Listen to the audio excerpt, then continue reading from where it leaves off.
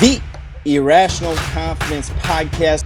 The Ohio State Buckeyes, they are traveling across the country. They're going to Eugene, Oregon, and they're going to be playing the Oregon Ducks.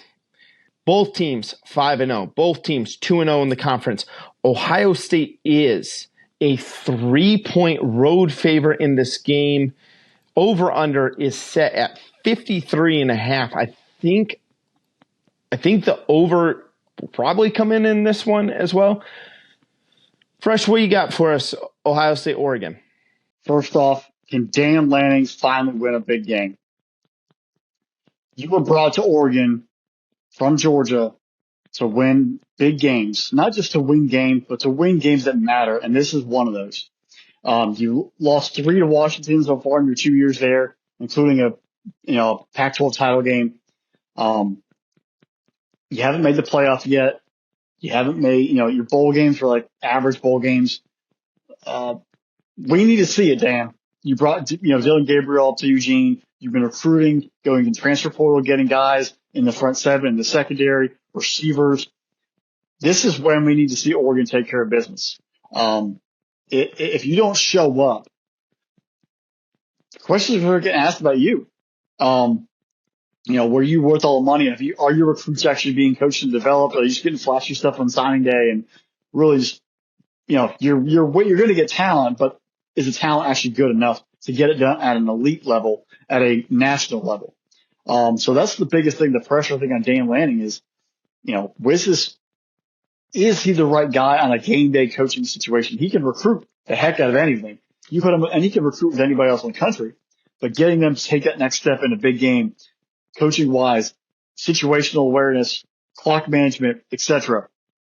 That is what I want to see. They've come close in all 3 of his affairs in Washington. That's probably the best parameter, best gauge of where, of a big game for him, but they never got over the top. There's always the yeah, but. This is the chance for you to take that massive leap versus Ohio State, which is a very, very talented Ohio State football team. You're at home. The crowd will be, I think Ohio State's going to travel. There are going to be fans in the stands, but that's going to be a pretty solid fan base giving you support. How do you build off that? A Mario Cristobal team without the 2 best defensive players and Anthony Brown at quarterback went into the big house and beat an Ohio State football team not too long ago, a couple of years ago, actually. If they can do it, your expectation is you have to get this win. And that right there, because Mario Cristobal, as we all know, probably not the greatest football coach. He can recruit. That was his big, he got some Rose Bowls out there. He got them that big game in the shoe. If he could do it, Dan, now that's the parameter, that's the bar that's been set that you have to match. Can you get it done? Ohio State, this is your first true test. I mean, this is it. Go out there and put on a show.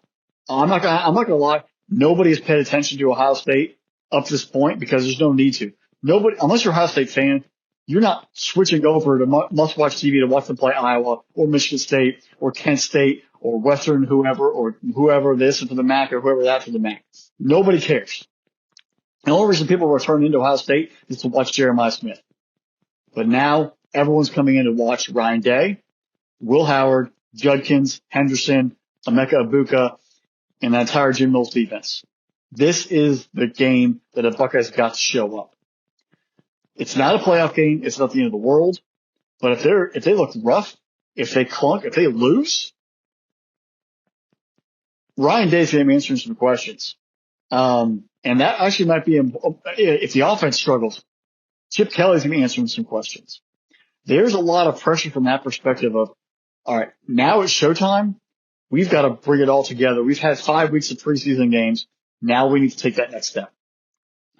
Will Howard has been battle tested in his career. He was at Kansas State. He beat TCU in the Big 12 title game. He played Alabama in Sugar Bowl. They got smoked, but he's had big affairs. This actually might be his biggest game ever. And he's had experience in the past. You got 2 running backs, lean on them. You got a great offensive line, lean on them. Jeremiah Smith and Emeka Egbuka, Carnell Tate in the slot. You got talent everywhere. Let the game come to you. Don't try to do too much. That Jim Knowles defense is going to be flying around making plays. That defensive front seven is going to be there. This is going to be whichever quarterback makes a mistake. Because both have talent at the receiver spot. I think obviously Ohio State has much better running back depth. I'll even give the nod quarterback wise to Dylan Gabriel. So you have the balance there. Offensive lines, I'm going to say Ohio State's better. So Ohio State has the advantage across the board. This is a game they should win. Can they? Do they have the intangibles? Do they have the fortitude? Do we get a Ryan Day coaching in a college football playoff game where I think they were very successful? Or do we get a Ryan Day coaching versus Michigan in the past few years where there's always a couple clinker calls where you're kind of like, was the team prepared for this? Are they truly ready for this game?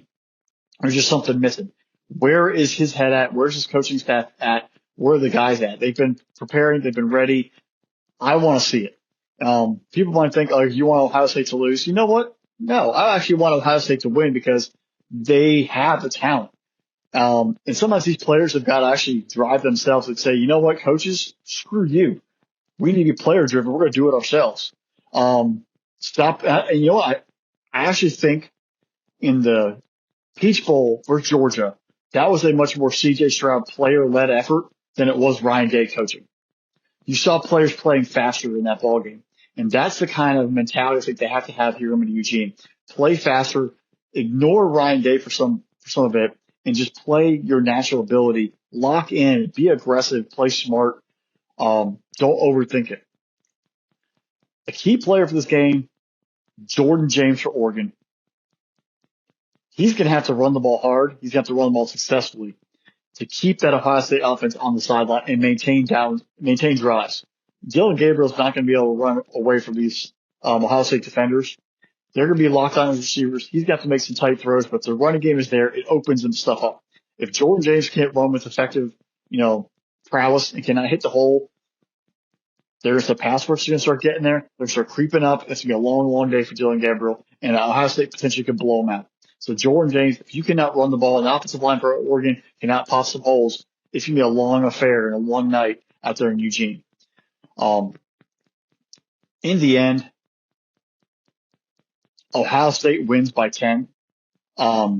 This Buckeye team, they know what's in front of them. They know the pressure's there. It's basically an all or nothing season, and they have to start it here this Saturday in Eugene with a big dub, and set the tone going forward. The winner of this game is guaranteed a playoff spot. They'll lock it in. And Ohio State will do that with force and win by 10 plus. Fresh, I've circled this game since the start of the season, being an Ohio State fan. I want some payback for a couple years ago. We were a brand new podcast when Oregon came into the Horseshoe and absolutely manhandled the Buckeyes. One of probably the most frustrated you would ever hear me on this podcast is I came in onto this show and I ripped the Ohio State defense and the secondary led by Kerry Combs that day. And I said that it was an absolute joke. It was a travesty. Great job out Oregon. But I was annoyed. I was very, very frustrated and annoyed. And I called them out. I called this Ohio State. This is not the silver bullet defense. Fast forward to this. During that season, Jim Knowles had taken the Oklahoma State defense and made them the top tier defense in the league. Ohio State statistically right now is the number one defense in the country with yards per game and with points. They are also have 17 sacks on the season. Now, have they played the toughest competition? You're right. No, they haven't played the toughest competition they have. They have played Iowa and Michigan State, two upstart kind of plucky teams is what I call them. They're in the middle of the road teams as well. I like the word plucky. Plucky. But you dominated both of those. My concern with this Ohio State team is are you going to be able to get going in this? Are you going to be able to weather the storm? If I'm Oregon in this football game, if I win the toss, I'm taking the football. I know statistically it's better to defer to the second half, but in this type of game, I want the football and I want to try to score. Because what you want to do is score on that opening drive against Ohio State and say, hey, we're here to play. You can't start slow. We're going to put the pressure on you. With Ohio State, it's doing what you've done every single game this year. A couple weeks ago, They're playing Michigan State. Michigan State, again, plucky team. We talk about Aiden Childs over there. They're doing some good things over at Michigan State. We have a lot of respect for Coach Smith over there, thinking that they're eventually going to turn that whole thing around. And Ohio State dominated that football game. You know, Iowa's offense is pretty inept. They looked even worse last week, but they do have Caleb Johnson, who is probably one of the higher rated running backs going into the NFL draft this year when you talk to a lot of draft scouts. Again, able to shut him down, but again, Iowa has zero passing game whatsoever. I went back and when I was doing my research, the game I looked at with Oregon, I went back and I looked at that Boise State game because Boise State was able to go into Eugene and they were able to give the Ducks everything they're able to handle. Genty had 25 carries for over 190 yards rushing, a couple scores in that game. And I sat there thinking, I'm going, Genty to me right now is the cream of the crop running back, but Quishon Judkins and Travion Henderson, because you can do a 1-2 punch, you could really wear down and run on this Oregon team. That's going to be my question for Dan Lanning. Are you able to stop the run when you know that Ohio State is going to line it up? They're going to hit you in the mouth. And don't think that this game doesn't mean a whole lot to Chip Kelly, too. Chip Kelly's going back to Oregon and wants to go in and go, I'm going to put up points on the Ducks coming back into town here. Make them wish to have that offense again. Right. Here is the other kind of side factor. Will Howard this year at Kansas State, Will Howard ran the ball a little bit more than where he's at right now. He only has 24 carries for 64 yards. Do we see a few more design quarterback runs in this football game? Will Howard, I've been impressed with. This is an even better version. I liked him at Kansas State. This is an even better version of him. He's completing almost 72% of his passes, only 3 interceptions, only taken 2 sacks on the year. That's huge for this. But the real fun question we get to ask, what kind of game does Jeremiah Smith have? If anything, if you're going to tune into this football game, tune in to see Ohio State number 4, Jeremiah freaking Smith. He is an absolute monster. Ryan Williams, major props to him. But all they ever say is, do you know he's 17 already right now? Yeah, he's a great football player. Give him some credit, but everyone wants to focus on his age. With Jeremiah Smith, you go, have you seen his one-handed catches? To the point, Fresh, this guy is so exciting that my mom, he has become my mother's favorite Ohio State player. She goes, where's my guy? I go, who's your guy? Number 4. Didn't know his name. And then we go, his name's Jeremiah Smith. Name Jeremiah Smith. Yeah, okay, so Jeremiah Smith is her guy. I've never been this excited about a wide receiver probably since the days Tengia Jr. What is he going to do in this game? And is the Ohio State defense going to be able to get after Dillon Gabriel? If they're able to get after Dillon Gabriel, it's going to be good night, quick, fast, and in a hurry. Dillon Gabriel was notorious at UCF and Oklahoma for taking a lot of unnecessary sacks. Is he able to do that in this game? Oregon, you got the receivers. Tez Johnson's been absolutely phenomenal for them. Give him a lot of credit there. Need to see more out of a guy like Evan Stewart, but Holden's been kind of like that nice complementary piece. Again, what is going to be the identity of Oregon in this football game? Fresh, I hope you're right. This game makes me nervous. I hate going into environments like Eugene because I know that Oregon's going to play Ohio State close.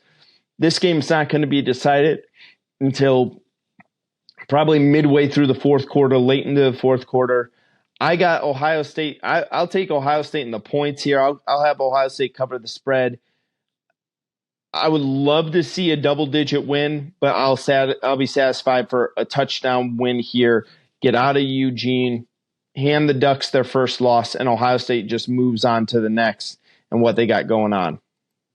You know, I like how you brought up Jeremiah Smith because the other side, Dan Lanning went out in the transfer portal, got Jabbar Muhammad, the starting corner from Washington, to come over to Oregon. This could be a game where he makes some money and gets himself ready for the draft, or he gets exposed and it could hurt. Like, I think if he's overthinking the game because of financial potential in the future in the NFL, he's going to get toasted. He's got to just lock in and cover up number 4 because there's going to be a spotlight on him. And if you want to be a big time NFL corner, you've got to lock down the big time receiver. So this is like a matchup inside of a matchup is if Muhammad is trailing Smith, and how does he limit those opportunities? Because if he gets shut down, if he can be able to contain Jeremiah Smith, he's in a great spot. Like I say, it's going to win or lose the ball game, but that's not a manageable, situation there for him and his future and in that defense and also the NFL perspective. If Jeremiah Smith comes in there and toasts him, that might look pretty bad on his draft resume. Right. Absolutely. I'm excited for this football game. I can't wait to see this one. We'll see how I'm feeling after the game there. I know that I'm going to be living on the edge of my seat, and hopefully I have power after this hurricane and everything. So